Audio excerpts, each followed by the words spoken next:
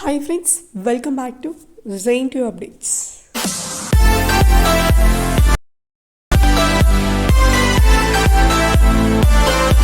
External viva రోజు ఏం జరుగుతుంది ఏంటి అసలు ఎప్పటి నుంచి లోపల ఏం జరుగుతాయి సెమినార్ హాల్స్లో వైవా ఎలా అడుగుతారు అనే దానిపైన ఫుల్ క్లారిటీ ఈ వీడియోలో తెలుసుకుందాం.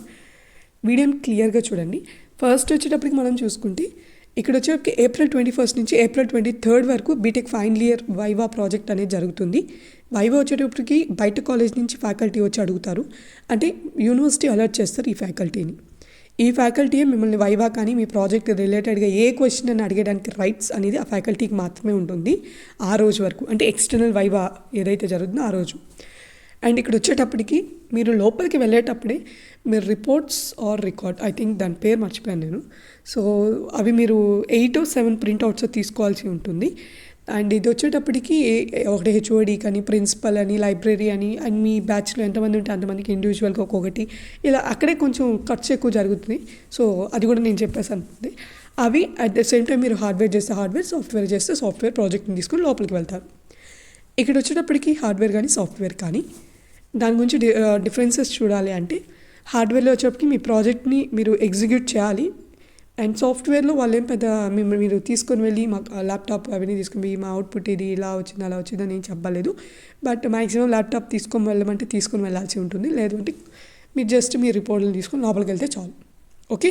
అండ్ ఇక్కడ వచ్చేప్పటికి హార్డ్వేర్లో ఏంటి ఎలా జరుగుతుంది అనే దానికంటే ముందు నేను కొన్ని విషయాలు చెప్పాలి. లోపలికి మీరు సెమినార్ హాల్లోకి ఎంట్రీ అయిన తర్వాత మీ కాలేజ్లో ఏదైతే ఆర్డర్లో డివైడ్ చేస్తారో మిమ్మల్ని బ్యాచెస్, ఆ డివైడ్లో ఇప్పుడు ఒక బ్యాచ్ని లోపలికి పిలుస్తారు. అన్ని బ్యాచెస్ లోపల ఉండరండి.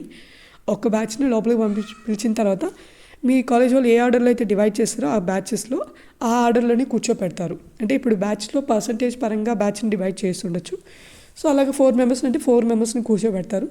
ఆ 4 మెంబర్స్లో ఫస్ట్ అడిగే వాళ్ళ క్వశ్చన్ మీ ప్రాజెక్ట్ టైటిల్ నేమ్ ఏంటి చెప్పమంటారు. ఒకరిని అడుగుతారు. ఆ ఒకరు చెప్పలేదనుకో నెక్స్ట్ పాస్ అవుతుంది. ఆ పర్సన్ చెప్పలేదంటే అలా పాస్ అవుతూ వెళ్ళిపోతూ ఉంటుంది. ఎవరో ఒకటి చెప్తారులే, చెప్పకుండా ఉండరు. ప్రాజెక్ట్ నేమ్ కూడా తెలియకుండా అయితే ఎవరు ఉండరు. ప్రాజెక్ట్ నేమ్ అయిపోయిన తర్వాత నెక్స్ట్ వచ్చేటప్పుడు మీరు ఒకవేళ హార్డ్వేర్ అయితే ఆ హార్డ్వేర్ని చూసి మీ ఎక్విప్మెంట్స్ గురించి అడుగుతారు. ఈ ఎక్విప్మెంట్ మీ ప్రాజెక్ట్లో మెయిన్ ఆబ్జెక్టివా, దానివల్ల యూజ్ ఏంటి అనే దానిపైన రిలేటెడ్గా కొన్ని కాంపోనెంట్స్ మీరు యూజ్ చేసిన దానివల్ల కొన్ని క్వశ్చన్స్ అడుగుతారు. ఇక్కడికి హార్డ్వేర్ గురించి అయిపోయింది. సాఫ్ట్వేర్లో కోడింగ్ గురించి అడుగుతారు. మ్యాక్సిమం కోడింగ్ గురించి బ్రీఫ్గా అడుగుతారు, అంత డెప్త్కి వెళ్ళరు. అండ్ ఇక్కడ అయిపోయింది హార్డ్వేర్ సాఫ్ట్వేర్ గురించి. అండ్ ప్రాజెక్ట్ గురించి అడుగుతారు. అండ్ నెక్స్ట్ వచ్చేటప్పటికి నెక్స్ట్ ప్రాజెక్ట్ నేమ్ అయిపోయిన తర్వాత టైటిల్ నేమ్, మీ ప్రాజెక్ట్ గురించి బ్రీఫ్గా ఎక్స్ప్లెయిన్ చేయండి ఒక 3 to 4 లైన్స్ అని అడుగుతారు. అది కూడా అయిపోయిందంటే నెక్స్ట్ క్వశ్చన్ వచ్చేటప్పటికి మీకు ఒకవేళ మీ ప్రాజెక్ట్లో బ్లాక్ డయాగ్రామ్ ఉంటే బ్లాక్ డయాగ్రామ్, ఫ్లో చార్ట్ ఉంటే ఫ్లో చార్ట్, ఏదైనా ఇంకేమైనా ఉంటే దానికి రిలేటెడ్గా ఎక్స్ప్లెయిన్ చేయమని చెప్తారు. ఇది ఎక్స్ప్లెయిన్ చేసేటప్పుడు మీరు ఏదైతే రిపోర్టో రికార్డ్ ఏదో ఉంటుంది కదా అది సబ్మిట్ చేస్తారు కదా.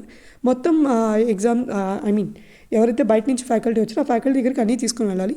దాంట్లోంచి మీకు ఒకటి తీసుకొని ఆ ఒక్కటిలోంచి మీకు బ్లాక్ డయాగ్రామ్ కానీ లేదా ఫ్లో చార్ట్ని కానీ ఓపెన్ చేసి దాని రిలేటెడ్గా కొన్ని క్వశ్చన్ బ్లాక్ డయాగ్రామ్ కానీ ఫ్లో చార్ట్ని కానీ ఎక్స్ప్లెయిన్ చేయమని చెప్తారు. ఓపెన్ చేస్తారు. అతను మిమ్మల్ని ఊరినే ఎక్స్ప్లెయిన్ చేయమని చెప్పరు. అది ఓపెన్ చేసి మీ బ్లాక్ డయాగ్రామ్ని ఎక్స్ప్లెయిన్ చేయమని చెప్పి అది అందరినీ అడగరండి, ఒక్కరిని అడుగుతారు. ఆ ఒక్కరు ఎక్స్ప్లెయిన్ చేయకపోతే నెక్స్ట్ పర్సన్కి పాస్ అవుతుంది అంతే. ఓకే. ఆ క్వశ్చన్ దాని గురించి ఎక్స్ప్లెయిన్ చేయమని చెప్పి అడుగుతారు. అది అయిపోయింది అనుకోండి. నెక్స్ట్ వచ్చేటప్పటికి దాంట్లో ఇంకేమైనా అడగాలనుకుంటే కాంపోనెంట్స్ గురించి దాని గురించి అవి అడుగుతాడు. తర్వాత ఫైనల్గా అవుట్పుట్ గురించి అడుగుతాడు. అవుట్పుట్ అయిపోయిన తర్వాత కొంచెం క్లాస్ పీక్కుంటాడు.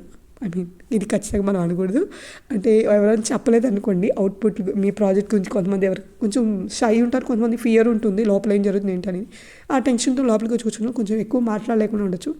ఇలా ఉండకూడదు కదమ్మా, టీమ్ లీడర్ మొత్తం చూసుకోదు కదా, మీరు రేపు చేయాలి కదా, మీరు బయటికి వెళ్ళి రేపు సాఫ్ట్వేర్ జాబ్స్ కానీ రేపు ఏదైనా జాబ్స్ చేసేటప్పుడు అందరితో మాట్లాడాలి, అందరితో ఓపెన్ అప్ అవ్వాలి, ఇలా కొంచెం చెప్తారు. ఆ తర్వాత మిమ్మల్ని బయటికి పంపించేస్తారు అంతే. అంతకుమించి లోపల ఇంకేమీ జరగదు. మీరేం టెన్షన్ పడవలేదు. ఇంకా మార్క్స్ రిలేటెడ్గా అన్నీ అంటారా, ఈ మార్క్స్ అనేది మనకు వచ్చేటప్పటికి మీ కాలేజ్ వాళ్ళే వేస్తారు. కాలేజ్లో అంటే హెచ్ఓడి, మీ డిపార్ట్మెంట్కి వచ్చే ఫ్యాకల్టీస్ అందరిది మీద ఆధారపడి ఉంటాయి మీ మార్క్స్ అనేది. అండ్ నాకు తెలిసినంత వరకు నాకు వచ్చిన ఇన్ఫర్మేషన్ ప్రకారం 150+ అంటే 200కి 150+ మ్యాక్సిమం 98% పడిపోతాయి. ఆ 2% వాళ్ళకి వచ్చేటప్పటికి కొంచెం వాళ్ళ బిహేవియర్ వాటి మీద ఆధారపడి ఉంటుంది.